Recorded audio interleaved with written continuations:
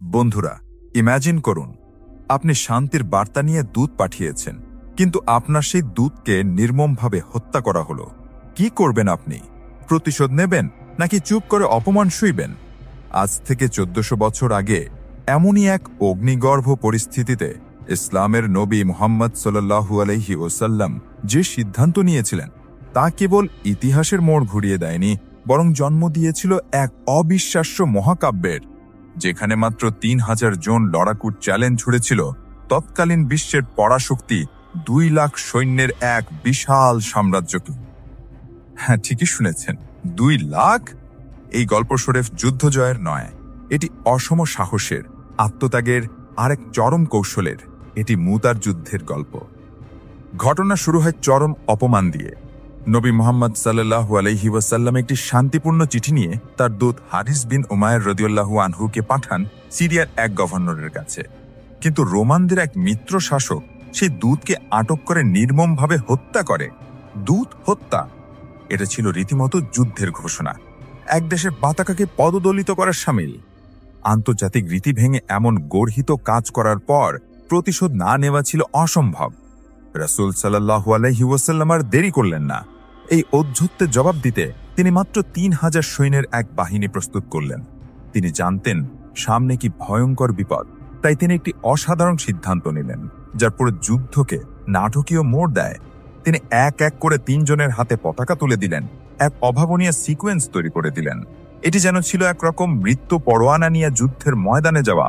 প্রথম কমান্ডার যায়েদ বিন হারিসা রাদিয়াল্লাহু আনহু, তিনি শহীদ হলেন কমান্ডার জাফর বিন আবু তালেব রাদিয়াল্লাহু আনহু, এবং তিনিও শহীদ হলেন কমান্ডার আব্দুল্লাহ বিন রাওয়াহা রাদিয়াল্লাহু আনহু।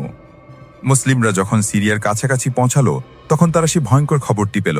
তাদের জন্য অপেক্ষা করছে 2 লাখের বিশাল এক রোমান বাহিনী। 3000 বনাম 2 লাখ! বন্ধুরা, এটা এতটাই পাগলামি ছিল যে মুসলিম সৈন্যদের মধ্যে আলোচনা শুরু হলো, আমরা কি মদিনায় ফিরে যাব, সাহায্য চাইব? ঠিক সেই সময় কবি আব্দুল্লাহ বিন রাওয়াহা রাদিয়াল্লাহু আনহু চলে উঠলেন। তার গলায় আগুন ছিল। তিনি বললেন, ও হে লোকেরা, তোমরা কি শাহাদত থেকে পালাতে চাইছো, যার সন্ধানে তোমরা বেরিয়েছ? আমরা সংখ্যা দিয়ে যুদ্ধ করি না, আমরা শুধু ঈমান নিয়ে যুদ্ধ করি। হয় বিজয় নয় শাহাদাত, এই দুইটি মধ্যে একটি আমাদের জন্য অপেক্ষা করছে। তার কথায় আগুন ধরল সবার মনে, দ্বিধা দূর হলো। তারা এগিয়ে গেল মুতার প্রান্তরের দিকে। যুদ্ধ শুরু হলো। ইতিহাসে এমন অসম জড়াই খুব কমই হয়েছে। প্রথমে পতাকা হাতে নিলেন জিয়াদ বিন হারিসা রাদিয়াল্লাহু আনহু। তিনি ঝড়ের মতো শত্রুদের মাঝে ঢুকে গেলেন, অতুলনীয় বীরত্ব দেখালেন। বহুক্ষণ লড়াইয়ের পর তিনি শত্রুর আঘাতে শাহাদাত বরণ করেন। সাথে সাথে পতাকা তুললেন জাফর বিন আবু তালেব রাদিয়াল্লাহু আনহু। তিনি এক অবিশ্বাস্য বীরত্ব দেখালেন। তিনি নিজের ঘোড়ার পা কেটে দিলেন, যাতে পালানোর কোনো চিন্তা মাথায় না আসে। যখন তার ডান হাত কেটে গেল, তিনি পতাকা নিলেন বাম হাতে।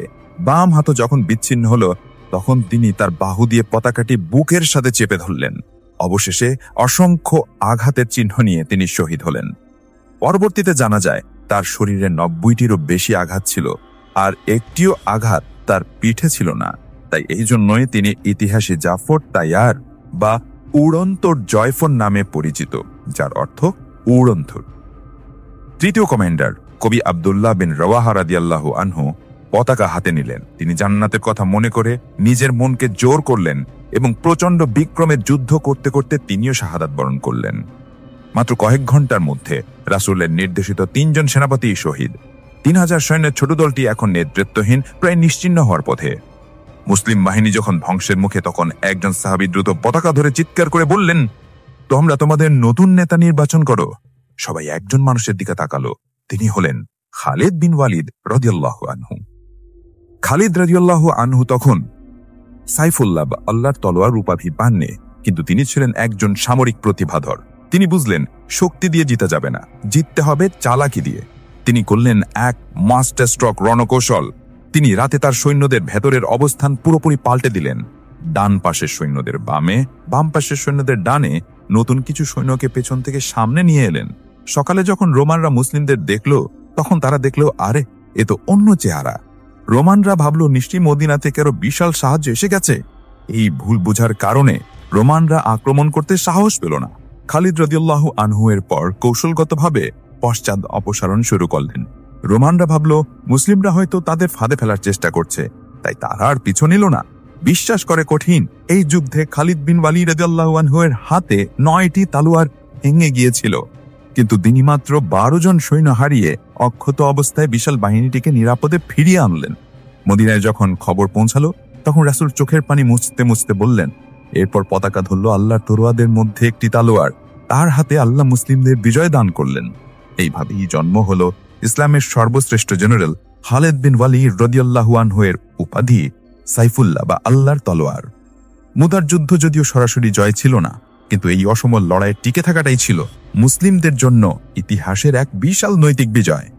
বন্ধুরা, চিন্তা করুন, আপনার সবচেয়ে প্রিয় নেতা, যিনি আপনাকে পথ দেখিয়েছেন, সবকিছু যার কেন্দ্রবিন্দুতে ছিল, তিনি হঠাৎ চলে গেছেন। চারিদিকে চরম অনিশ্চয়তা, বিশৃঙ্খলা, রাষ্ট্রের ভিত্তি নড়বড়ে।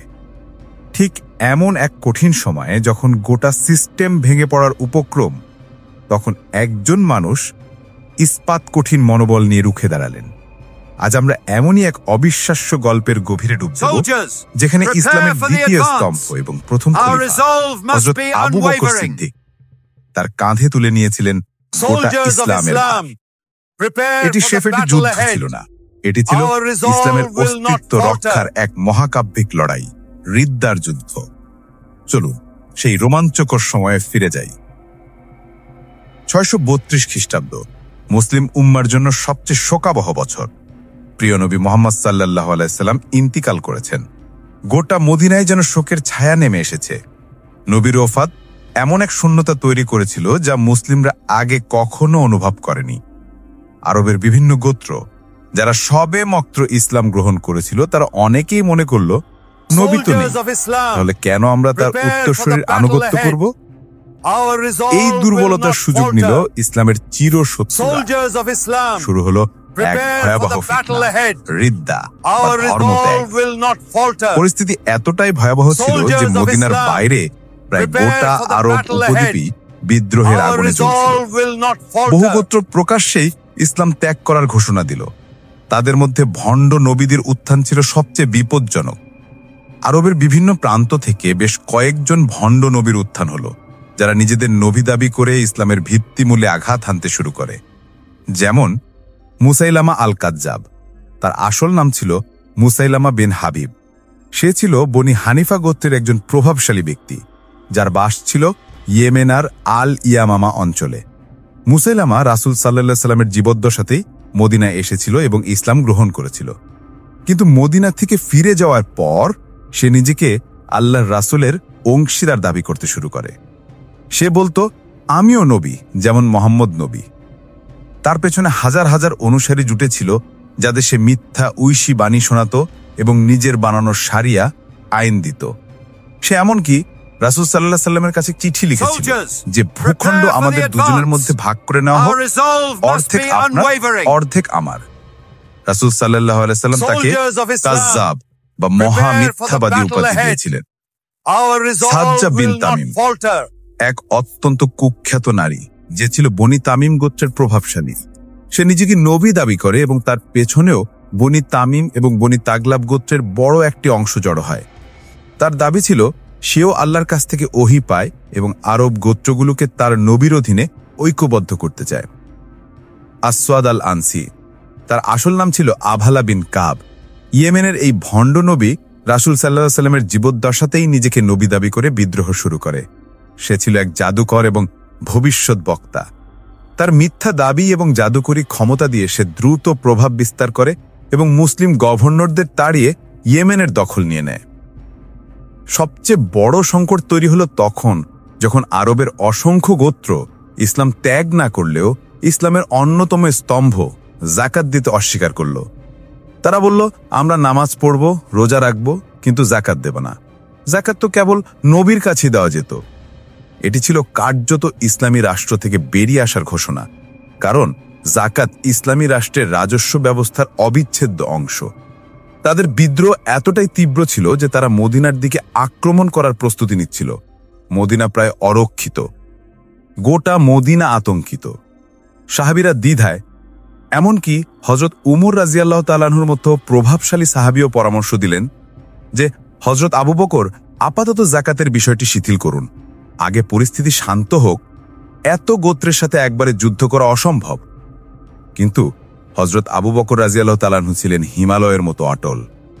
তার কণ্ঠে বজ্র নিনাদ করে উঠল, আল্লাহর কসম, যে সালাত ও যাকাতের মধ্যে পার্থক্য করবে, আমি তার বিরুদ্ধে অবশ্যই যুদ্ধ করব। যদি তারা একটি বকরির রশিও দিতে অস্বীকার করে, যা তারা রাসূলুল্লাহ সাল্লাল্লাহু আলাইহি ওয়াসাল্লামের যুগে দিত, তবে আমি তার জন্য তাদের বিরুদ্ধে লড়াই করব। এই কথাগুলো ছিল কেবল একটি ঘোষণা নয়, এটি ছিল ইসলামের মূল ভিত্তি রক্ষার শপথ। তিনি ঘোষণা করলেন, ইসলামের প্রতিটি খুঁটি অক্ষত রাখা হবে, কোনো আপোষ নয়। তিনি বুঝতে পেরেছিলেন, যাকাতের মতো একটি মৌলিক স্তম্ভে ছাড় দিলে ইসলামের পুরো কাঠামোই ভেঙে পড়বে। এই চরম সংকটের মধ্যেও আবু বকর রাদিয়াল্লাহু তাআলা আনহু এক অপ্রত্যাশিত কিন্তু দৃঢ় সিদ্ধান্ত নিলেন। রাসূল সাল্লাল্লাহু আলাইহি ওয়াসাল্লাম তার জীবদ্দশায় সিরিয়ার দিকে একটি অভিযান পাঠানোর নির্দেশ দিয়েছিলেন, যার সেনাপতি ছিলেন তরুণ সাহাবী উসামা বিন যায়েদ রাদিয়াল্লাহু তাআলা। নবীর ওয়াফাতের পর অনেকেই পরামর্শ দিলেন যে এখন মদিনা অরক্ষিত, উসামার বাহিনী পাঠানো বিপজ্জনক হবে। কিন্তু আবু বকর রাদিয়াল্লাহু তাআলা আনহু অটল ছিলেন। তিনি বললেন, রাসূল সাল্লাল্লাহু আলাইহি ওয়াসাল্লাম যে বাহিনী প্রস্তুত করেছেন, আমি তা বন্ধ করব না। উসামার বাহিনী যখন মদিনা ছেড়ে সিরিয়ার পথে যাত্রা করল, তখন মদিনা প্রায় অরক্ষিত। এই দুর্বলতার সুযোগ নিয়ে ধর্মত্যাগীরা মদিনার দিকে অগ্রসর হল। আবু বকর রাদিয়াল্লাহু তাআলা আনহু অল্প কিছু সাহাবীকে নিয়ে মদিনার সুরক্ষায় প্রস্তুত হলেন। তিনি নিজে রাতের অন্ধকারে মদিনার প্রতিরক্ষা পর্যবেক্ষণ করতেন। যখন ধর্মত্যাগীরা মদিনার বাইরে পৌঁছাল, তখন মুসলিমরা তীব্র প্রতিরোধ গড়ে তুলল এবং তাদের বিতাড়িত করল। উসামার বাহিনী সফল হয়ে ফিরে এলো এবং তাদের বিজয়ের খবর বিদ্রোহীদের মনোবল ভেঙে দিল। ইসলামের নীতি মেনে যুদ্ধ শুরুর আগে আবু বকর রাদিয়াল্লাহু তাআলা আনহু প্রত্যেকটি বিদ্রোহী গোত্র এবং ভণ্ড নবীর কাছে চিঠি পাঠালেন। তিনি তাদের ইসলামের দিকে ফিরে আসার আহ্বান জানালেন, রাসূলুল্লাহ সাল্লাল্লাহু আলাইহি ওয়াসাল্লামের শেষ বার্তা স্মরণ করিয়ে দিলেন এবং যাকাত আদায়ের গুরুত্ব বোঝালেন। তিনি স্পষ্ট করে বললেন, যারা তওবা করে ফিরে আসবে তাদের ক্ষমা করা হবে, তাদের জানমাল নিরাপদ থাকবে। কিন্তু যারা আল্লাহ ও রাসূলের বিরুদ্ধে বিদ্রোহ করবে, তাদের বিরুদ্ধে কঠোর ব্যবস্থা নেওয়া হবে। তিনি হুঁশিয়ারি দিলেন যে যুদ্ধ শুরু হলে নারী, শিশু বা বয়স্কদের রেহাই দেওয়া হবে না, কারণ তারা বিদ্রোহের অংশ। কিন্তু বেশিরভাগ ভণ্ড নবী এবং বিদ্রোহী গোত্র এই প্রস্তাব ফিরিয়ে দিল। তাদের প্রত্যাখ্যানের মূল কারণ ছিল ক্ষমতা, গোত্রীয় শ্রেষ্ঠত্বের অহংকার এবং ইসলামী রাষ্ট্রের কেন্দ্রীয় কর্তৃত্ব অস্বীকার করা। মুসাইলামা আল কাজ্জাব যেহেতু নিজেকেই নবী দাবি করত এবং নিজের ক্ষমতা এবং অনুসারীদের সংখ্যায় অন্ধ ছিল, সে কখনো ইসলামে ফিরে আসার প্রস্তাব মানতে পারত না। যাকাত অস্বীকারীরা গোত্রীয় স্বায়ত্তশাসনকে এতটা মূল্য দিত যে তারা কেন্দ্রীয় ইসলামী রাষ্ট্রের কর্তৃত্ব মেনে নিতে রাজি ছিল না। তারা ইসলামকে শুধু একটি বিশ্বাস হিসেবে মেনে নিতে প্রস্তুত ছিল, কিন্তু একটি রাষ্ট্রীয় ব্যবস্থা হিসেবে নয়। এই স্পষ্ট প্রত্যাখ্যানের পরেই আবু বকর রাদিয়াল্লাহু তাআলা আনহু যুদ্ধের চূড়ান্ত সিদ্ধান্ত নিলেন। ইসলামের ইতিহাসে রিদ্দার যুদ্ধ ছিল এমন এক অগ্নি পরীক্ষা যা গোটা উম্মার ভাগ্য নির্ধারণ করে দিয়েছিল। আবু বকর রাদিয়াল্লাহু আনহু বুঝলেন, এই বিদ্রোহ বিচ্ছিন্ন নয়, এটি গোটা আরবকে গ্রাস করার ষড়যন্ত্র। তাই তিনি এক মহাজাগতিক সামরিক অভিযান ঘোষণা করলেন। তিনি সমগ্র আরব উপদ্বীপকে 11টি সামরিক অঞ্চলে ভাগ করেন এবং প্রায় 13,000 সৈন্য প্রস্তুত করে 11 জন অভিজ্ঞ সেনাপতির নেতৃত্বে 11টি বাহিনীকে চূড়ান্ত নির্দেশ দিলেন। এই রণকৌশল কেবল সামরিক শক্তি ছিল না, এটি ছিল মনোবলের যুদ্ধ। এই 11 জন সেনাপতির মধ্যে সবচেয়ে কঠিন দায়িত্বটি যার কাঁধে পড়ল, তিনি হলেন সাইফুল্লাহ, হযরত খালিদ বিন ওয়ালিদ রাদিয়াল্লাহু আনহু। কিন্তু তিনি একা ছিলেন না। ইয়ামামার বিপজ্জনক ফ্রন্টের জন্য খালিদকে সমর্থন দিতে পাঠানো হয়েছিল ইকরিমা ইবনে আবি জাহল রাদিয়াল্লাহু আনহু এবং শুরুহাবিল ইবনে হাসানা রাদিয়াল্লাহু আনহুর মতো দুর্ধর্ষ সেনাপতিদের। অন্যদিকে দূরবর্তী ওমান ও বাহরাইনের ফিতনা দমনের ভার দেওয়া হয়েছিল হুজাইফা ইবনে মেহসান রাদিয়াল্লাহু আনহু এবং আলা ইবনে আল হাদ্রামি রাদিয়াল্লাহু আনহুর ওপর। এভাবে এক একজন সেনাপতিকে এক একটি বিদ্রোহী গোত্রের বিরুদ্ধে নিয়োজিত করে তিনি গোটা আরবকে একযোগে আক্রমণের মুখে ঠেলে দিলেন। খালিদ রাদিয়াল্লাহু আনহু প্রথমে নজদ অঞ্চলের সাজ্জাহ বিনতে হারিস ও বনি তামিম গোত্রের বিদ্রোহ দমন করলেন। কৌশলগত বিজয়ের পর খালিদ তার প্রায় ১৩,০০০ সৈন্য নিয়ে অগ্রসর হলেন সবচেয়ে বিপজ্জনক ভণ্ড নবী মুসাইলামা আল কাজ্জাবের ঘাঁটি আল ইয়ামামার দিকে। খালিদের সামনে দাঁড়ালো বনি হানিফা গোত্রের প্রায় ৪০,০০০ সশস্ত্র যোদ্ধা। বন্ধুগান, কল্পনা করুন, মাত্র ১৩,০০০ সৈন্যের সামনে ৪০,০০০ উন্মত্ত বিদ্রোহী। মুসলিম বাহিনীর সৈন্য সংখ্যা প্রতিপক্ষের ১/৩ কম। এই ইয়ামামার যুদ্ধ ইসলামের ইতিহাসে সবচেয়ে রক্তক্ষয়ী যুদ্ধগুলোর মধ্যে একটি। মুসাইলামার বিশাল বাহিনী মুসলিমদের ওপর প্রচণ্ড চাপ সৃষ্টি করে। প্রথম ধাক্কায় মুসলিম বাহিনী পিছু হটতে বাধ্য হয়। তাদের তাঁবু পর্যন্ত ছিনিয়ে নেয় বিদ্রোহীরা। এই কঠিন মুহূর্তে খালিদ দ্রুত বাহিনীকে পুনর্গঠিত করে মরণপণ লড়াই শুরু করলেন। মুসলমানদের চোখে তখন হয় শাহাদাত নয়তো বিজয়, এর বাইরে আর কোনো পথ ছিল না। এই ভয়াবহ লড়াইয়ের সমাপ্তি ঘটল এক প্রাচীর ঘেরা বাগানে, যা চিরকালের জন্য মৃত্যুর বাগান নামে পরিচিত হল। আর এখানেই আসে সেই নাটকীয় মোড়। সেই ওয়াহশী ইবনে হার্ব, যিনি উহুদের যুদ্ধে হজরত হামজা রাদিয়াল্লাহু আনহুকে শহীদ করেছিলেন, তিনি মুসাইলামাকে লক্ষ্য করে তার বর্ষা নিক্ষেপ করলেন। মুসাইলামা লুটিয়ে পড়ল, আর তার মৃত্যু সংবাদ শুনে ৪০,০০০ বিদ্রোহী মুহূর্তে ছত্রভঙ্গ হয়ে গেল। ভণ্ড নবী মুসাইলামা আল কাজ্জাব নিহত হল। এই জয়ে ১,২০০ মুসলিম শহীদ হয়েছিলেন, যার মধ্যে বহু কুরআনের হাফেজ ছিলেন। এক চরম আত্মত্যাগ। অন্যান্য ১০টি অঞ্চলের প্রেরিত সেনাপতিরাও নিজ নিজ দায়িত্বে সফল হন। ১ বছরেরও কম সময়ের মধ্যে আবু বকর রাদিয়াল্লাহু আনহুর দৃঢ় নেতৃত্ব আর ১১ জন সেনাপতির বীরত্বে গোটা আরব উপদ্বীপে শান্তি ফিরে আসে। আরব এখন শান্ত, কিন্তু খলিফা হজরত আবু বকর সিদ্দিক রাদিয়াল্লাহু আনহু জানেন এই শান্তি ক্ষণস্থায়ী। তিনি দূরদৃষ্টি দিয়ে দেখতে পাচ্ছিলেন আরবের দুই দিকে দাঁড়িয়ে আছে বিশ্বের দুই পরাশক্তি, পূর্বে পারস্য বা সাসানীয় এবং উত্তরে বাইজেন্টাইন বা রোমান। এই সাম্রাজ্যগুলোর আগ্রাসী হুমকি থেকে মুসলিম উম্মাকে সুরক্ষিত রাখা এবং ইসলামের বার্তা গোটা বিশ্বে পৌঁছে দেওয়াই ছিল তার পরবর্তী এবং সর্বশ্রেষ্ঠ লক্ষ্য। আবু বকর রাদিয়াল্লাহু আনহু এক যুগান্তকারী এবং দূরদর্শী সিদ্ধান্ত নিলেন। একই সময় দুটি শক্তিশালী সাম্রাজ্যের বিরুদ্ধে অভিযান শুরু করার নির্দেশ দিলেন। এই সিদ্ধান্ত ছিল সেই সময়ের প্রেক্ষাপটে অকল্পনীয় সাহস এবং আত্মবিশ্বাসের প্রতীক। তিনি জানতেন, যদি এই দুই শক্তিকে তাদের মাটিতে আঘাত না করা হয়, তবে তারা নিজেরাই একদিন মদিনার দিকে অগ্রসর হবে। এই কঠিন দায়িত্বের জন্য তিনি বেছে নিলেন সেরা সেনাপতিদের। পারস্যের ইরাক অঞ্চলের দিকে অভিযান পরিচালনার প্রাথমিক দায়িত্ব দেওয়া হল স্থানীয় সাহসী নেতা আল মুসান্না ইবনে হারিসা রাদিয়াল্লাহু আনহুর উপর, যিনি পারস্যের ভূখণ্ড এবং দুর্বলতাগুলো ভালোভাবে জানতেন। অন্যদিকে বাইজেন্টাইন সাম্রাজ্যের সিরিয়া ফ্রন্টের জন্য তিনি পাঠালেন আবু উবায়দা, ইয়াজিদ ইবনে আবি সুফিয়ান, সুরাব হিল ইবনে হাসানা ও আমর ইবনুল আস রাদিয়াল্লাহু আনহুর মতো পরীক্ষিত নেতাদের সমন্বিত ৪টি বাহিনী। প্রতিটি পদক্ষেপই ছিল অত্যন্ত সুচিন্তিত। আল মুসান্না রাদিয়াল্লাহু আনহু তার বাহিনী নিয়ে পারস্যের উর্বর ভূমি ইরাকের দিকে অগ্রসর হলেন এবং পারস্যের সীমান্ত রক্ষীদের উপর ছোট ছোট আক্রমণ চালিয়ে গেলেন। পারস্যের শাসক তখন মুসলিমদের এই আক্রমণকে গুরুত্বই দিল না। তাদের ধারণা ছিল এই যাযাবরদের দল সামান্য লুটপাট করে ফিরে যাবে। পারস্য তাদের সামরিক শ্রেষ্ঠত্বের অহংকারে এতটাই অন্ধ ছিল যে তারা মুসলিমদের ক্রমবর্ধমান শক্তিকে উপেক্ষা করল। এদিকে সিরিয়া ফ্রন্টে বাইজেন্টাইনরা বিপুল সৈন্য সমাবেশ ঘটাচ্ছিল। মুসলিম সেনাপতিরা দেখলেন শত্রুর শক্তি তাদের সম্মিলিত শক্তির চেয়েও বহুগুণ বেশি। তারা ভয় না পেয়ে খলিফার কাছে অতিরিক্ত সাহায্য এবং সুনির্দিষ্ট নির্দেশনা চাইলেন। এই সময় খলিফা আবু বকর যে সমাধান দিলেন তা ছিল আরও একটি বিস্ময়কর সিদ্ধান্ত। তিনি তখন আল্লাহর তরবারি খালিদ বিন ওয়ালিদ রাদিয়াল্লাহু আনহুকে এক অভাবনীয় নির্দেশ দিলেন। তাকে ইয়ামামা থেকে তার বিজয়ী বাহিনী নিয়ে সরাসরি পারস্যের ইরাক ফ্রন্টের দিকে যাত্রা করার নির্দেশ দেওয়া হল। বন্ধুরা, কল্পনা করুন, যিনি সবেমাত্র এত বড় একটি বিদ্রোহ দমন করলেন, তাকে একটুও বিশ্রাম না দিয়ে বিশ্বের সবচেয়ে শক্তিশালী সাম্রাজ্যকে চ্যালেঞ্জ জানাতে পাঠানো হল।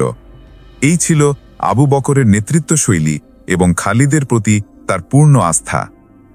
খালিদ রাদিয়াল্লাহু আনহু তার প্রায় ১৮,০০০ সৈন্য নিয়ে পারস্যের উর্বর ভূমিতে প্রবেশ করলেন। পারস্যের সুসজ্জিত বিশাল সেনাবাহিনী তখন তাদের ঔদ্ধত্য ধরে রেখেছিল। তারা ছিল সংখ্যায় অনেক বেশি, কিন্তু মুসলিমদের মনোবল ছিল ইসলামের বিজয়ের প্রতিজ্ঞায় অটুট। ইতিহাস প্রস্তুত হল এক রক্তক্ষয়ী সংঘাতের জন্য। এই সামরিক আগ্রাসনের প্রথম বড় সংঘর্ষটি রচিত হয়েছিল কাজিমার প্রান্তরে, আর সেই যুদ্ধের রোমাঞ্চকর বিবরণ, পারস্যের অহংকার আর খালিদের কৌশলই ছিল এই যুদ্ধ জয়ের মূল রহস্য। আল্লাহর তরবারি খালিদ বিন ওয়ালিদ তার প্রায় 18,000 সৈন্য নিয়ে পারস্যের উর্বর ভূখণ্ডে প্রবেশ করেছেন। 633 খ্রিস্টাব্দের এপ্রিল মাসে হিজরি 12 সাল কাজিমার প্রান্তে দুই বিশাল শক্তির মুখোমুখি হওয়া ছিল সময়ের অপেক্ষা। পারস্যের শাসক তখনও মুসলিমদের এই আগমনকে সামান্য লুটপাট ভেবেছিল, কিন্তু এই ঔদ্ধত্যের মূল্য দিতে হল ইতিহাসের প্রথম রক্তক্ষয়ী সংঘর্ষ কাজিমার যুদ্ধের মাধ্যমে। কাজিমার ময়দান সেই দিন ছিল এক সাক্ষী।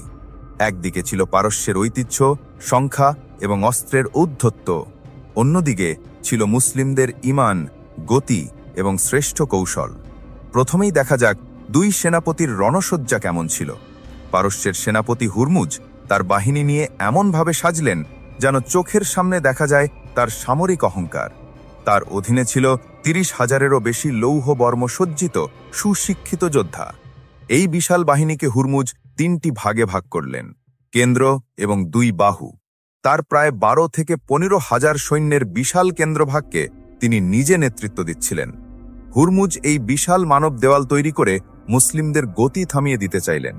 পারস্যের কৌশল ছিল স্পষ্ট, মুসলিমদের পিষে ফেলা। তাদের এই বিন্যাস ছিল শ্রেষ্ঠত্বের প্রতীক, শক্তিশালী কিন্তু অনমনীয়। অন্যদিকে খালিদ বিন ওয়ালিদ রাদিয়াল্লাহু তাআলা আনহু তার প্রায় 18,000 সৈন্যের বাহিনীকে সাজালেন সম্পূর্ণ ভিন্ন কৌশলে। তিনি জানতেন সংখ্যায় তারা পিছিয়ে, তাই জয়ের মূল মন্ত্র হবে গতি, ক্ষিপ্রতা এবং কৌশলগত আঘাত। মুসলিমদের বাহিনীকেও 3টি ভাগে ভাগ করা হয়।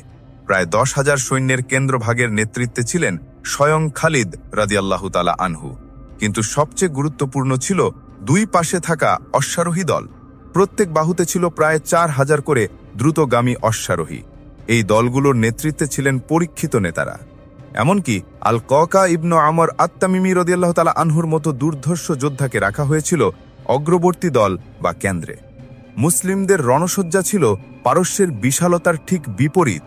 এ ছিল লোহা বা বর্মের যুদ্ধ নয়, এ ছিল গতির কৌশল। দীর্ঘ সময় ধরে 2 বাহিনী একে অপরের দিকে স্থিরভাবে তাকিয়ে রইল। এই নিঃশব্দতা ছিল এক ভয়ঙ্কর স্নায়ুক্ষয়ী মুহূর্ত, যেন বিশাল এক টাইফুন শুরু হবার ঠিক আগের দম বন্ধ করা পরিবেশ। মরুভূমির তপ্ত বাতাস বইছে, কিন্তু কোনো সৈন্যের নড়াচড়া নেই। এই নীরবতা ছিল উভয় পক্ষের নেতৃত্বের মানসিক চাপ। হুরমুজ নিশ্চিত ছিলেন যে এই স্বল্প সংখ্যক মুসলিম বাহিনী তার সামনে দাঁড়ানোর সাহস পাবে না। খালিদ কিন্তু তার অশ্বারোহীদের হাতে থাকা নিশানগুলোর দিকে চোখ রাখছিলেন। তার নির্দেশ ছিল পরিষ্কার, ইশারার জন্য অপেক্ষা। দীর্ঘ নীরবতার পর হুরমুজ মুসলিমদের প্রতি তার চরম তাচ্ছিল্য প্রকাশ করে খালিদ বিন ওয়ালিদ রাদিয়াল্লাহু তাআলা আনহুকে ব্যক্তিগত মল্লযুদ্ধে আহ্বান জানালেন। ইতিহাসে এমন ব্যক্তিগত দ্বৈরথ কেবল সামরিক প্রথা ছিল না, এটি ছিল মনোবলের যুদ্ধ। যদি মুসলিম নেতা পরাজিত হন, তাহলে পুরো বাহিনী সহজে ছত্রভঙ্গ হয়ে যাবে। খালিদ সেই চ্যালেঞ্জ গ্রহণ করলেন। মল্লযুদ্ধ যখন তুঙ্গে, হুরমুজ সুযোগ বুঝে খালিদকে জাপটে ধরে সংকেত দিলেন। সঙ্গে সঙ্গে পারস্যের দেহরক্ষীরা তরবারি হাতে মরুভূমির ধুলো উড়িয়ে ছুটে এলো আল্লাহর তরবারিকে হত্যা করতে। ঠিক সেই মুহূর্তে মুসলিম অগ্রবর্তী দলের নেতা আল কাকা ইবনু আমর আত-তামিমি রাদিয়াল্লাহু তাআলা আনহু বিদ্যুৎ গতিতে ঘোড়া ছুটিয়ে ছুটে এলেন। আল কাকা সেই বিশ্বাসঘাতক দেহরক্ষীদের আক্রমণ প্রতিহত করলেন এবং তাদের ভূপতিত করলেন। এই সুযোগে খালিদ দ্রুত হুরমুজকে পরাজিত এবং হত্যা করলেন। হুরমুজের পতন ছিল পারস্যের সম্পদ এবং অহংকারের প্রতীকী পতন। সেনাপতি হুরমুজের আকস্মিক মৃত্যু পারস্যের বিশাল বাহিনীর কেন্দ্রভাগে এক বিশাল বিশৃঙ্খলা সৃষ্টি করল। হুরমুজের পতনের পর পারস্য বাহিনী কিংকর্তব্য বিমূঢ়। নেতৃত্ব শূন্যতার সেই চরম মুহূর্তে পারস্যের ডান বাহুর নেতা কুবাজ ইবনে কারিয়ানাস দ্রুত কামান্ড গ্রহণ করলেন। কুবাজ জানতেন, যদি এই মুহূর্তে শৃঙ্খলা না ফেরানো যায়, তাহলে পুরো বাহিনী ভেঙে যাবে। তিনি মুহূর্তের মধ্যে পারস্য সৈন্যদের পলায়ন থামালেন এবং তাদের আবার সারিবদ্ধ করলেন। কুবাজের নেতৃত্বে পারস্য বাহিনী আবার সারিবদ্ধ হল এবং শুরু হল মূল সংঘাত। প্রথম ঘণ্টাখানেকের লড়াই ছিল চরম হাড্ডাহাড্ডি। পারস্যের সংখ্যাধিক্য এবং লৌহবর্মের কারণে তাদের কেন্দ্রভাগ ছিল অত্যন্ত শক্তিশালী। মুসলিম পদাতিক বাহিনী পারস্যের কেন্দ্রের সাথে ধাক্কা খেয়ে সাময়িকভাবে কিছুটা পিছিয়ে যাচ্ছিল। রণক্ষেত্রের ধুলো, তরবারির ঝনঝনি আর সৈন্যের চিৎকার এক তীব্র যুদ্ধ পরিবেশ তৈরি করেছিল।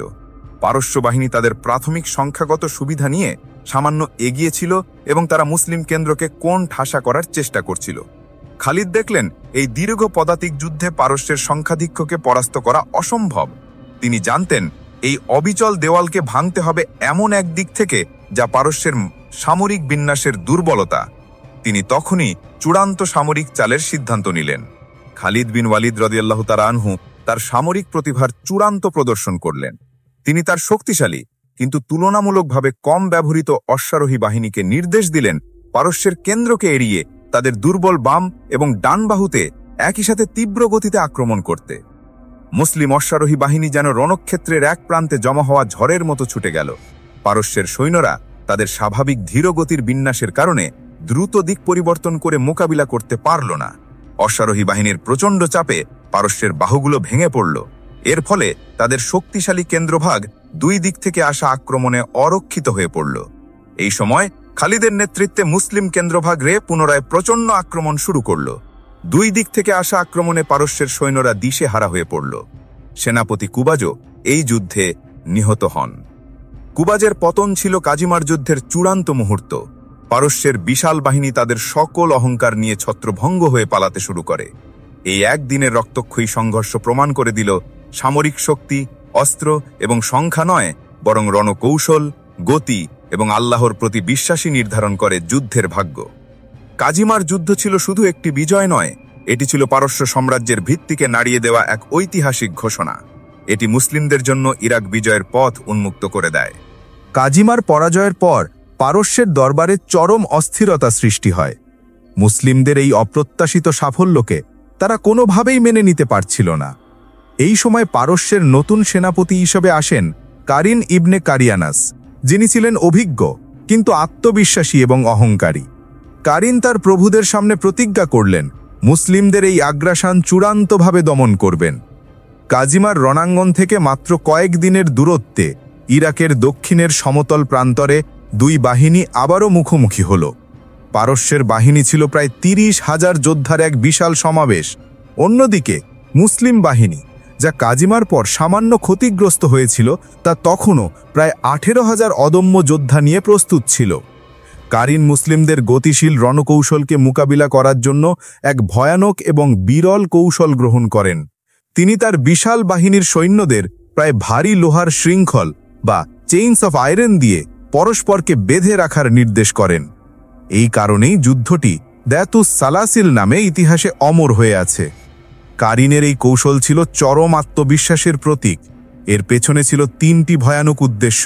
প্রথমত, পলায়ন অসম্ভব; দ্বিতীয়ত, অভ্যন্তরীণ শক্তি বৃদ্ধি; এবং তৃতীয়ত, শৃঙ্খলিত সৈন্যরা একটি বিশাল লোহার মানব প্রাচীরের মতো কাজ করবে, যা ভেদ করা হবে অসম্ভব। তাদের দেখে মনে হচ্ছিল এ যেন হাজার হাজার মানুষের নয়, বরং একটি একক বিশাল লোহার মনোলিথের বিরুদ্ধে যুদ্ধ। যুদ্ধের প্রথম প্রহরে উভয় বাহিনী একে অপরের মুখোমুখি হল। পারস্যের শৃঙ্খলবদ্ধ সৈন্যদের দেখছিল মুসলিম বাহিনী, এবং তাদের মনে এক ধরনের অজানা উত্তেজনা ও উদ্বেগ সৃষ্টি হচ্ছিল। এই লোহার বাঁধন যেন তাদের অদম্য প্রতিজ্ঞার প্রতীক। এই স্নায়ুযুদ্ধের সমাপ্তি ঘটাতে সেনাপতি কারিন হুরমুজের মতোই খালিদ বিন ওয়ালিদ রাদিয়াল্লাহু আনহুকে ব্যক্তিগত মল্লযুদ্ধে আহ্বান জানালেন। কিন্তু কারিন তার নিজের শক্তি সম্পর্কে এতই নিশ্চিত ছিলেন যে তিনি একাই নয়, বরং তার সাথে তার আরও 2 দুর্ধর্ষ উপসেনাপতিকেও দাঁড় করালেন, কুবাদ এবং আনুশজান। অর্থাৎ এটি ছিল 3 বনাম 3-এর এক মহানাটকীয় মল্লযুদ্ধের প্রস্তুতি। মুসলিমদের দিকে তখন চরম উত্তেজনা। খালিদ রাদিয়াল্লাহু আনহু এই চ্যালেঞ্জ গ্রহণ করলেন এবং তার সাথে রণক্ষেত্রে 2 শ্রেষ্ঠ ভীর আল কাক্কা ইবনে আমাদ রাদিয়াল্লাহু আনহু এবং আদি ইবনে হাতিম রাদিয়াল্লাহু আনহুকে নিয়ে সামনে এগিয়ে গেলেন। যুদ্ধের ইতিহাস সাক্ষী, এমন রুদ্ধশ্বাস মল্লযুদ্ধ খুব কমই হয়েছে। একদিকে পারস্যের 3 গর্বিত নেতা, অন্যদিকে আল্লাহর তরবারি এবং তার 2 শ্রেষ্ঠ সহচর। সংকেত পাওয়ার সঙ্গে সঙ্গে মল্লযুদ্ধ শুরু হলো।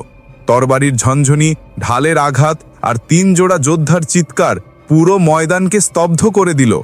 কিন্তু এই দ্বৈরথ বেশিক্ষণ স্থায়ী হল না। খালিদ বিন ওয়ালিদ রাদিয়াল্লাহু আনহু তার ক্ষিপ্রতায় কারিনের ওপর বজ্রের মতো আঘাত হানলেন। ঠিক একই মুহূর্তে আল কাক্কা এবং আগি ইবনে হাতিমও তাদের প্রতিপক্ষকে ঘায়েল করে ভূপতিত করলেন। চোখের পলকে পুরো পারস্য বাহিনীর 3 প্রধান নেতা কারিন, কুবাদ এবং আনুশজান রণক্ষেত্রের ধুলোয় লুটিয়ে পড়লেন। পারস্য বাহিনীর মাথার উপর যেন আকাশ ভেঙে পড়ল। কাজিমার পরাজয়ের পর এবার শৃঙ্খলের যুদ্ধের প্রথম দিনে তাদের পুরো নেতৃত্ব মুহূর্তে ছিন্ন ভিন্ন হয়ে গেল। সেনাপতির মৃত্যুতে পারস্যের বিশাল শৃঙ্খলবদ্ধ বাহিনী পুরোপুরি দিশাহারা হয়ে গেল।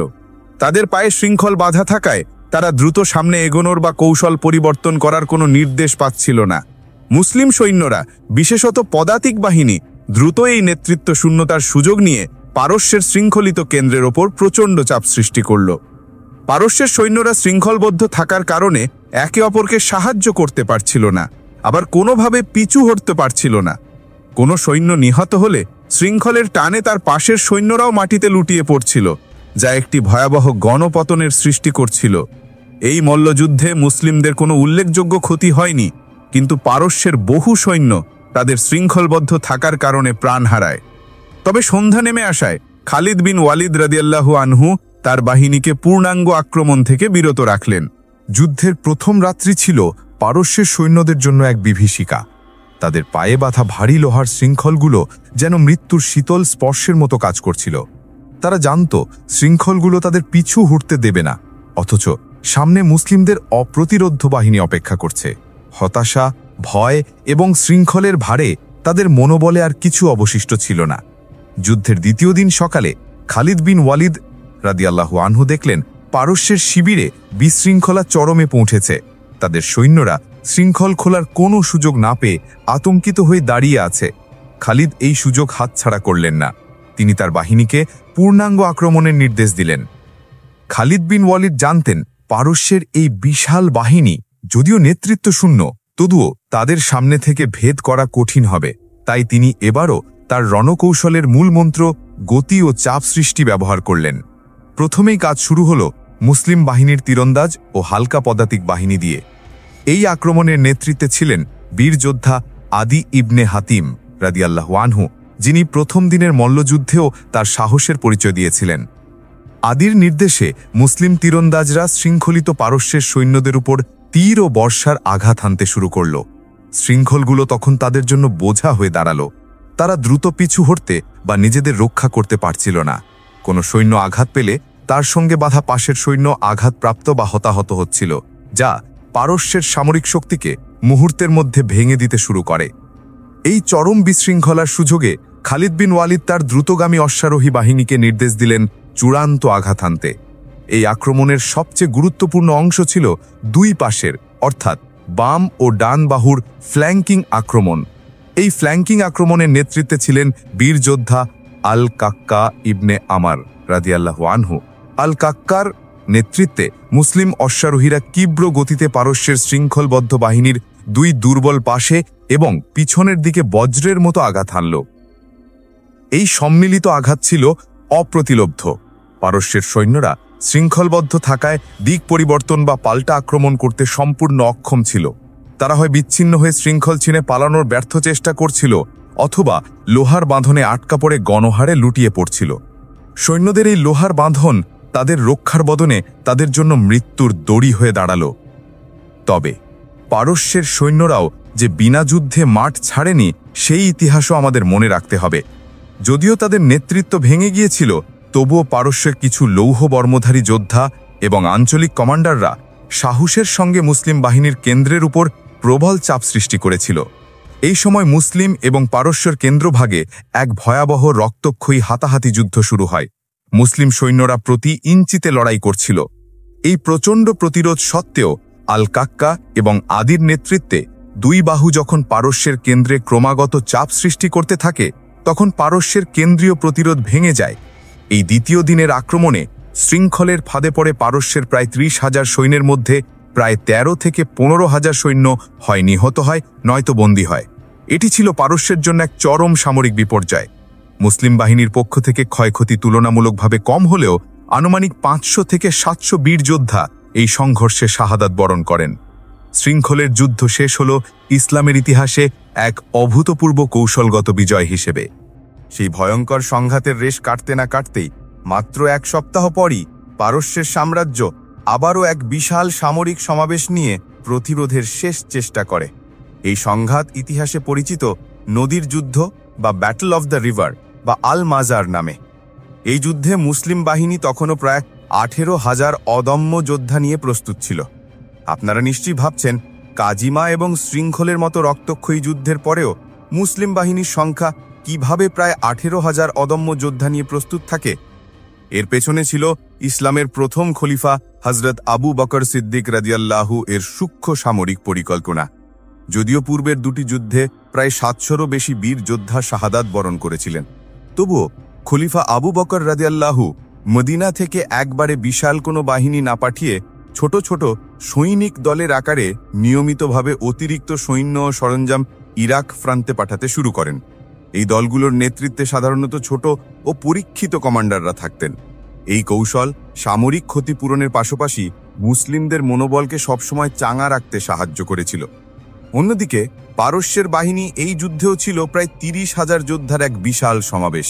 তাদের এই নতুন সৈন্যদল মূলত অভ্যন্তরীণ সামরিক ঘাঁটি এবং দ্রুত সংগৃহীত হওয়ায় তাদের প্রশিক্ষণের মান ছিল পূর্বের অভিজাত যোদ্ধাদের চেয়ে দুর্বল। তাদের নেতৃত্বে ছিলেন অভিজ্ঞ পারস্য সেনাপতি কানান ইবনে কানিকান। নদীর তপ্ত তীর ধরে দুই বাহিনী মুখোমুখি হল। তবে এইবার তলোয়ার ছুটার আগে কূটনীতির খেলা শুরু হল। সেনাপতি কানান এর অহংকার এবং মুসলিমদের শক্তি সম্পর্কে তার অস্পষ্ট ধারণা দূর করতে খালিদ বিন ওয়ালিদ রাদিয়াল্লাহু যুদ্ধ শুরুর আগে তার দূত মারফত একটি চূড়ান্ত প্রস্তাব পাঠান, যা ছিল ইসলামের চিরায়ত রীতি। খালিদ রাদিয়াল্লাহু কানানকে 3টি পদ বেছে নিতে বললেন।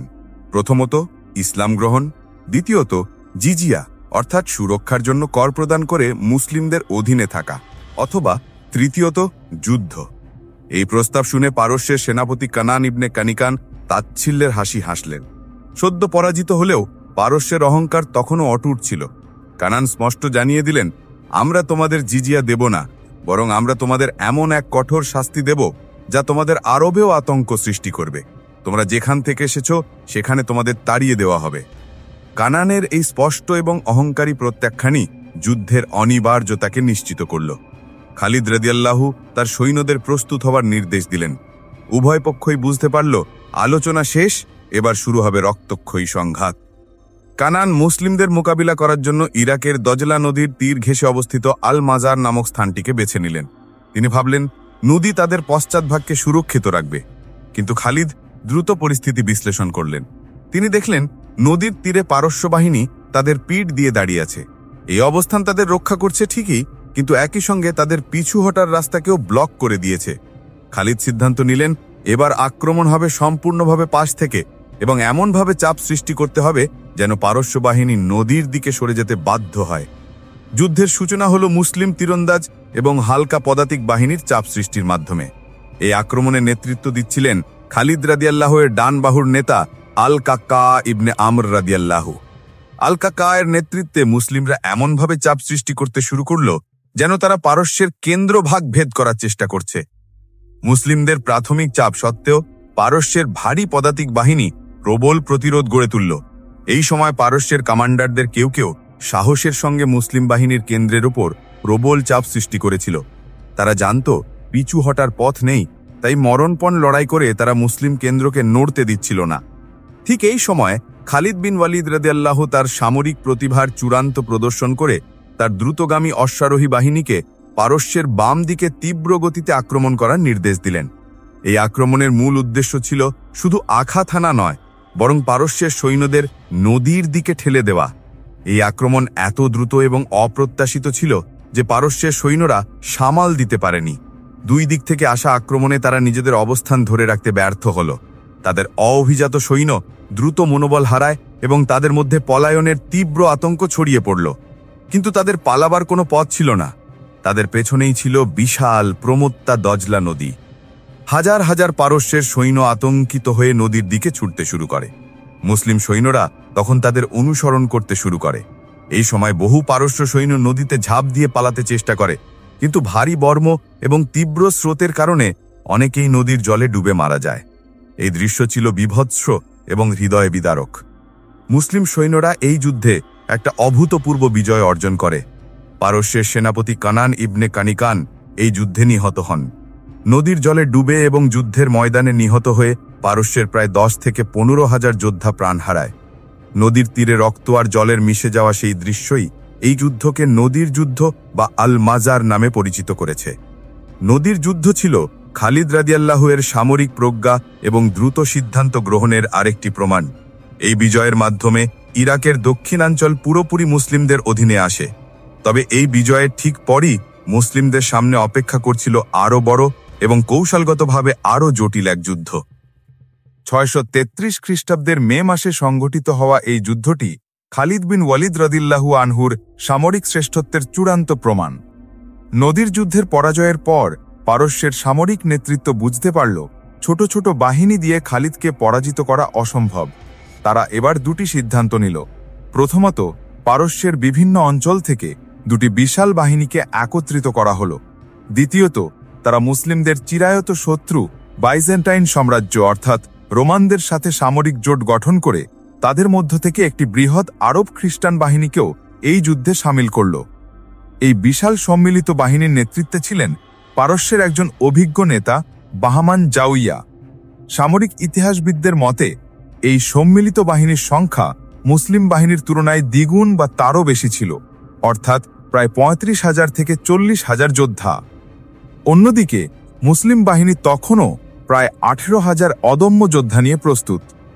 এই চরম বৈপরীত্যের মুখে যুদ্ধ শুরুর আগে নিয়মানুযায়ী খালিদ বিন ওয়ালিদ রাদিয়াল্লাহু আনহু বাহমান জাউইয়ার কাছে তার দূত মারফত ইসলামের চিরায়ত প্রস্তাব পাঠান।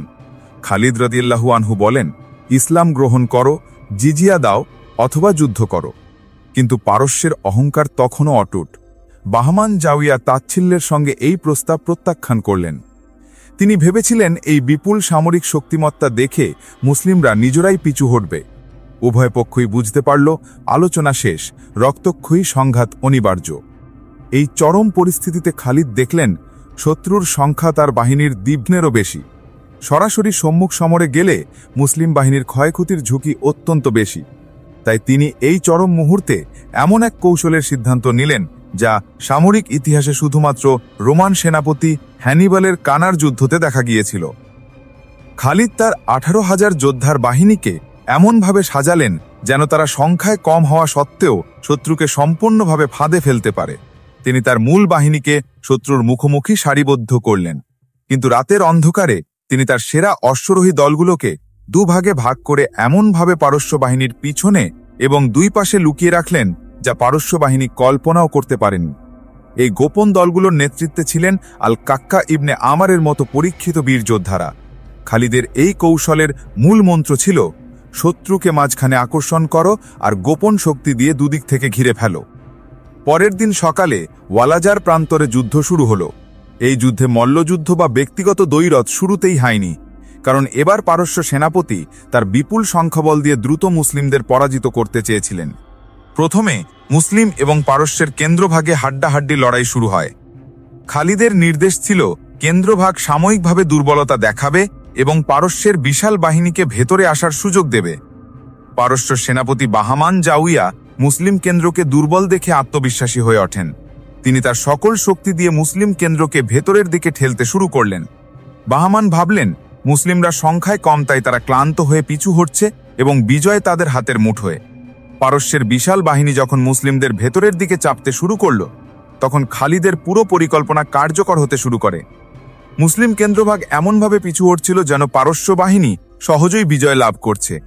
পারস্যের সৈন্যরা নিজেদের জয়ের আনন্দে মত্ত হয়ে মুসলিমদের অনুসরণ করতে থাকে। ঠিক সেই চরম মুহূর্তে খালিদ চূড়ান্ত নির্দেশের সংকেত দিলেন। লুকিয়ে থাকা মুসলিম অশ্বরোহী দলগুলো পারস্য বাহিনীর একেবারে পিছন এবং দুই পাশ থেকে একসাথে বজ্রের মতো আক্রমণ হানল। এই আক্রমণ ছিল এতটাই অপ্রতিরোধ্য এবং অপ্রত্যাশিত যে পারস্যের বিশাল বাহিনী মুহূর্তের মধ্যে দিশাহারা হয়ে গেল। তারা নিজেদের অজান্তেই ফাঁদে পড়ে গেছিল। এটাই ছিল সামরিক ইতিহাসের অন্যতম কঠিন কৌশল, ডাবল এনভেলপমেন্ট। পারস্যের সৈন্যরা দেখল তারা সামনে মুসলিমদের মূল বাহিনীর সাথে লড়ছে, অথচ তাদের পিছনে এবং দুই পাশেও সমান শক্তিশালী আক্রমণ শুরু হয়ে গেছে। তারা আতঙ্কিত হয়ে ছোটাছুটি করতে শুরু করল। এই যুদ্ধে পারস্যের সম্মিলিত বাহিনীর প্রায় 20,000-এরও বেশি যোদ্ধা নিহত হয়। মুসলিম বাহিনীর পক্ষ থেকে ক্ষয়ক্ষতি তুলনামূলকভাবে কম হলেও অনুমানিক 1000-এর মতো বীর সেনা শাহাদাত বরণ করেন। সেনাপতি বাহমান জাউইয়া অবশ্য যুদ্ধক্ষেত্র থেকে অল্পের জন্য পালিয়ে যেতে সক্ষম হন। ওয়ালাজার যুদ্ধ ছিল খালিদ বিন ওয়ালিদ রাদিয়াল্লাহু আনহুর সামরিক প্রতিভার চূড়ান্ত প্রমাণ।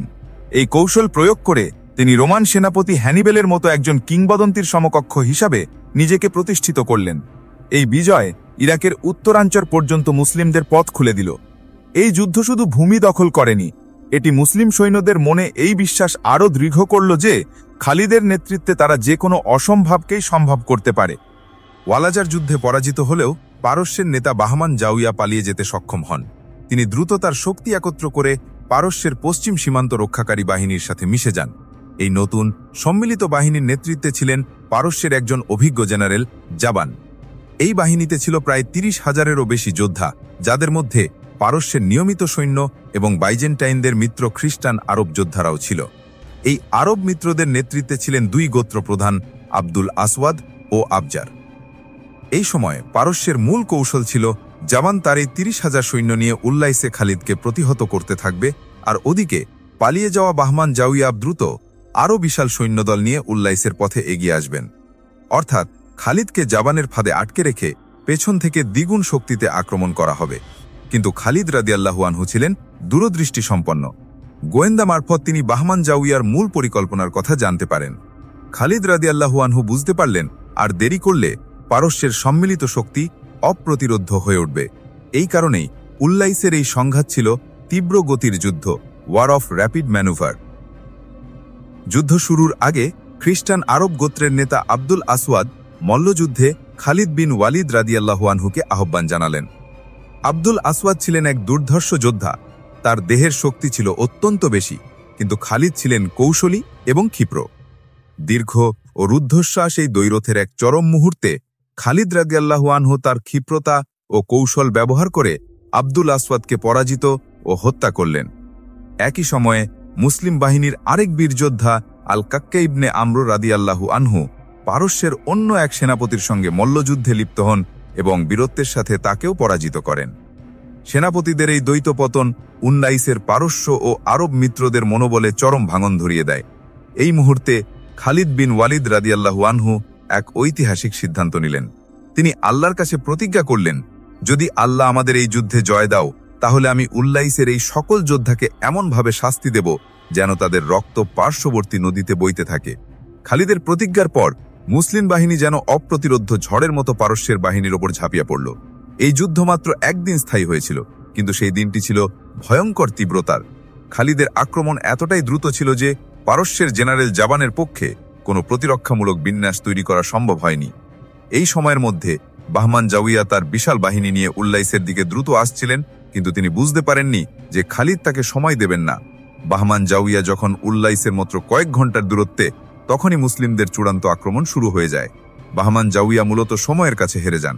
পারস্যের মাত্রকিক তামলাতন্ত্রিকতা এবং বিশাল বাহিনীর ধীর গতি ভ্রমণের বিপরীতে খালিদের অশ্বারোহী বাহিনীর বিদ্যুৎ গতি সিদ্ধান্ত ও আক্রমণ ছিল অপ্রতিরোধ্য। মুসলিম সৈন্যদের তীব্র আক্রমণে জাবান তার 30,000 সৈন্য নিয়ে প্রচণ্ড প্রতিরোধ গড়ে তোলেন, কিন্তু খালিদ এবারও তার অশ্বারোহী শক্তিকে চূড়ান্তভাবে ব্যবহার করলেন। মুসলিম অশ্বারোহীরা পারস্যের সৈন্যদের এমনভাবে পিছু হটতে বাধ্য করে যে তাদের পেছনে থাকা একমাত্র পথ নদী, সেদিকেই তারা পালাতে শুরু করে। নদীতে এত বিপুল সংখ্যক মানুষ নিহত হয় যে সেই নদীর জল রক্তে লাল হয়ে গিয়েছিল। এই কারণে এই যুদ্ধটি ইতিহাসে রক্তের নদী, ব্যাটল অব ব্লাড রিভার নামেও পরিচিত। এই যুদ্ধে পারস্যের প্রায় 15,000-এরও বেশি যোদ্ধা নিহত হয়। উল্লাইসের যুদ্ধ প্রমাণ করে দিল যে খালিদ বিন ওয়ালিদ রাদিয়াল্লাহু আনহু শুধু কৌশলী নন, তিনি সময় ও সুযোগের চূড়ান্ত ব্যবহারকারী। 633 খ্রিস্টাব্দের মে মাসের শেষের দিকে উল্লাইসের চূড়ান্ত বিজয়ের পর খালিদ বিন ওয়ালিদ রাদিয়াল্লাহু আনহু কোনো বিশ্রাম নিলেন না। তিনি জানতেন সামরিক বিজয়ের সম্পূর্ণ সুবিধা নিতে হলে শত্রুকে ঘুরে দাঁড়ানোর কোনো সুযোগ দেওয়া যাবে না। তাই তিনি দ্রুত তার বাহিনী নিয়ে ইরাকের সবচেয়ে গুরুত্বপূর্ণ কৌশলগত এবং আঞ্চলিক রাজধানী আল হিরাহের দিকে অগ্রসর হলেন। আল হিরা ছিল কেবল একটি শহর নয়, এটি ছিল এক সমৃদ্ধ এবং ঐতিহাসিক কেন্দ্র। এটি ছিল তৎকালীন লখিমিদ রাজ্যের রাজধানী, যা প্রায় 300 বছর ধরে পারস্য সাম্রাজ্যের বাফার স্টেট বা সীমান্ত রক্ষাকারী রাজ্য হিসাবে কাজ করত। শহরটি ছিল অত্যন্ত ধনী, যেখানে বহু প্রাসাদ এবং দুর্গ ছিল। এর মধ্যে বিশেষভাবে উল্লেখযোগ্য ছিল সাদা প্রাসাদ বা হোয়াইট প্যালেস, যা ছিল এই অঞ্চলের শিল্প, সংস্কৃতি এবং খ্রিস্টান আরব ঐতিহ্যের প্রতীক। ভৌগোলিকভাবে আল হিরাহ মেসোপটেমিয়ার প্রবেশদ্বার হিসাবে পরিচিত ছিল, তাই এই শহরের নিয়ন্ত্রণ মানে ছিল পারস্যের অর্থনীতি এবং বাণিজ্যের ওপর নিয়ন্ত্রণ প্রতিষ্ঠা করা। খালিদ যখন আল হিরাহের সামনে পৌঁছালেন, তখন শহরটি ছিল তার চারদিকে মজবুত দেওয়াল এবং পরীক্ষা দিয়ে সুরক্ষিত। আল হিরাহের ভেতরে থাকা পারস্যের ছোট সামরিক দল এবং সেখানকার খ্রিস্টান আরবরা তখনও মুসলিমদের বিরুদ্ধে প্রতিরোধের জন্য প্রস্তুত ছিল। খালিদ সরাসরি আক্রমণ না করে শহরটিকে দ্রুত অবরোধ বা সিজ করলেন। 633 খ্রিস্টাব্দের মে মাসের শেষের সপ্তাহে শুরু হওয়া এই অবরোধ ছিল মনস্তাত্ত্বিক চাপ সৃষ্টির এক শ্রেষ্ঠ উদাহরণ। এই অবরোধ দীর্ঘস্থায়ী হয়নি। উল্লাইসের ভয়াবহতার কারণে কয়েকদিনের মধ্যেই শহরের ভাগ্য নির্ধারিত হয়ে যায়। আল হিরাহের নেতা বা শাসক, যাদের মধ্যে ইয়াস ইবনে কাবিসাহা এবং আব্দুল মাসি প্রধান ছিলেন, তারা এবার আর সরাসরি সামরিক সংঘর্ষের ঝুঁকি নিলেন না। তারা খালিদের একের পর এক দ্রুত বিজয়ের কথা জানতেন। বিশেষ করে উল্লাইসের নদীর জল রক্তে লাল হওয়ার খবর তাদের মধ্যে চরম আতঙ্ক সৃষ্টি করেছিল। তারা বুঝতে পারল, দেওয়ালের পেছনে লুকিয়ে থাকলেও খালিদের আক্রমণ থেকে বাঁচা অসম্ভব। শহরের দেওয়াল থেকে কিছু বিক্ষিপ্ত আক্রমণ এবং তীর নিক্ষেপ হলেও আল হিরাহের নেতৃত্ব যুদ্ধের ফলাফল বুঝতে পারছিলেন। তারা দেখলেন, খালিদের সামরিক শক্তি শুধু তলোয়ারের জোরে নয়, বরং তার দূরদর্শিতার উপর প্রতিষ্ঠিত। অবশেষে আল হিরাহের নেতৃত্ব একটি কূটনৈতিক পথ বেছে নিল। তারা আলোচনার মাধ্যমে শহরটিকে মুসলিমদের হাতে তুলে দিতে চাইল। উভয় পক্ষের মধ্যে তীব্র আলোচনার পর একটি ঐতিহাসিক চুক্তি স্বাক্ষরিত হল। এই চুক্তির ফলে আল হিরাহের জনগণ জিজিয়া প্রদানের শর্তে মুসলিমদের অধীনে শান্তি এবং নিরাপত্তা লাভ করল। অর্থাৎ তারা তাদের নিজস্ব ধর্ম, সম্পত্তি এবং জীবনযাত্রার সম্পূর্ণ স্বাধীনতা বজায় রাখার বিনিময়ে মুসলিমদের সুরক্ষা গ্রহণ করল এবং বার্ষিক কর বা জিজিয়া দিতে রাজি হল। এই চুক্তি ছিল মুসলিমদের জন্য এক বিশাল বিজয়, কারণ সামরিক শক্তি ব্যবহার না করেই তারা পারস্যের অন্যতম গুরুত্বপূর্ণ প্রশাসনিক এবং অর্থনৈতিক কেন্দ্র দখল করতে পারল। আল হিরা জয় করার মাধ্যমে মুসলিমরা কেবল একটি শহর দখল করেনি, বরং ইরাকের অভ্যন্তরে তাদের অবস্থানকে কৌশলগতভাবে মজবুত করে তুলল। এই কূটনৈতিক সাফল্য খালিদের সামরিক অভিযানের এক নতুন মাত্রা যোগ করল। আল হিরাহ এর পতন পারস্যের মূল সামরিক নেতৃত্বে চরম উদ্বেগ সৃষ্টি করেছিল। পারস্যের নেতা বাহমান জাউইয়াহ, যিনি ওয়ালাজার যুদ্ধ থেকে কোনো মতে পালিয়ে যেতে সক্ষম হয়েছিলেন, তিনি এবার তার সামরিক শক্তি পুনর্গঠনে মনোযোগ দিলেন। তিনি বুঝলেন, খালিদকে সম্মুখ সমরে হারানো কঠিন, তাই তিনি এবার মুসলিমদের বিচ্ছিন্ন করার এবং তাদের সরবরাহ লাইন, সাপ্লাই লাইন্স কেটে দেওয়ার একটি কৌশল নিলেন। তিনি মেসোপটেমিয়ার মরুভূমি ঘেঁষা দুর্গম অঞ্চলে ছোট ছোট কিন্তু মজবুত সামরিক ঘাঁটিগুলোতে তার সৈন্যদের অবস্থান নিতে নির্দেশ দিলেন। খালিদ বিন ওয়ালিদ রাদিয়াল্লাহু আনহু অবশ্য সতর্ক ছিলেন। তিনি আল হিরাহাতে মুসলিমদের অবস্থান দৃঢ় করার পর তার পরবর্তী লক্ষ্যবস্তুগুলোর দিকে মনোনিবেশ করলেন। তিনি জানতেন, শুধু বড় শহর জয় করলেই হবে না, পুরো অঞ্চলকে নিয়ন্ত্রণে আনতে হলে পারস্যের সীমান্ত রক্ষাকারী দুর্গগুলোকেও পদানত করতে হবে। এই সামরিক অভিযানের অংশ হিসেবে খালিদ রাদিয়াল্লাহু আনহু তার সৈন্যবাহিনীকে ছোট ছোট দলে বিভক্ত করে বিভিন্ন গুরুত্বপূর্ণ দুর্গের দিকে পাঠাতে শুরু করেন। এই সময় যে দুটি গুরুত্বপূর্ণ দুর্গ দ্রুত মুসলিমদের হাতে আসে, তার মধ্যে অন্যতম ছিল আল আম্বার এবং আইনুত তামার। আল আম্বার দুর্গটি ছিল ইউফ্রেটিস নদীর ধারে অবস্থিত একটি গুরুত্বপূর্ণ সামরিক ঘাঁটি। এই দুর্গ জয় করার জন্য খালিদ রাদিয়াল্লাহু আনহু তার সামরিক প্রতিভার আরেকটি কৌশল প্রয়োগ করেন। তিনি তার সৈন্যদের নির্দেশ দেন, দুর্গের ভেতরে সৈন্যদের দৃষ্টি থেকে বাঁচতে দুর্গ প্রাচীরের দিকে এমনভাবে তীর নিক্ষেপ করতে যেন সৈন্যরা তাদের দৃষ্টি রক্ষা করতে ব্যস্ত থাকে। এই সুযোগে মুসলিম সৈন্যরা দুর্গের দেয়ালে দ্রুত চড়ে বসে এবং আল আম্বার দুর্গটি অল্প প্রতিরোধের পরই মুসলিমদের হাতে আসে। এরপর খালিদ অগ্রসর হলেন আইনুত তামারের দিকে। এই দুর্গটিও ছিল পারস্যের জন্য কৌশলগতভাবে গুরুত্বপূর্ণ। আইনুত তামারের দুর্গ রক্ষা করছিল পারস্যের কিছু সৈন্য এবং তাদের খ্রিস্টান আরব মিত্ররা। সেখানেও মুসলিম বাহিনী অল্প প্রতিরোধের পরই বিজয় লাভ করে। এই ছোট ছোট কিন্তু গুরুত্বপূর্ণ দুর্গগুলো জয় করার মাধ্যমে খালিদ বিন ওয়ালিদ রাদিয়াল্লাহু আনহু শুধুমাত্র নতুন এলাকা দখল করেননি, বরং পারস্যের সামরিক নেতৃত্বকে চরমভাবে মানসিকভাবে দুর্বল করে দিয়েছিলেন। পারস্য বুঝতে পারল, তাদের কোনো দুর্গই এখন আর নিরাপদ নয়। তবে পারস্যের সাম্রাজ্য তখনও তার মূল শক্তিকে ধরে রেখেছিল। এই সময়ের মধ্যে পারস্যের নেতা বাহমান জাউইয়া সিরিয়া ফ্রন্টের কাছাকাছি অঞ্চলে বাইজেন্টাইন সাম্রাজ্যের সাহায্য নিয়ে একটি বড় মানসিক জোট গঠনের পরিকল্পনা করছিলেন। খালিদ এই আসন্ন বৃহত্তর হুমকি সম্পর্কে অবগত ছিলেন।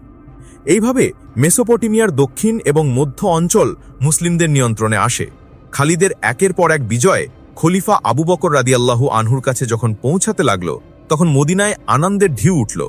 কিন্তু মুসলিমদের সবচেয়ে বড় চ্যালেঞ্জ তখনও অপেক্ষা করছিল। আল্লাহর তরবারির মহাকাব্যের প্রথম পর্বের সমাপ্তি এখানেই। এতক্ষণ আমাদের সাথে থাকার জন্য ধন্যবাদ। শীঘ্রই আসছে এপিসোড 2। সেই ঐতিহাসিক ও রোমাঞ্চকর যাত্রা জানতে আমাদের চ্যানেলটি সাবস্ক্রাইব করে রাখুন।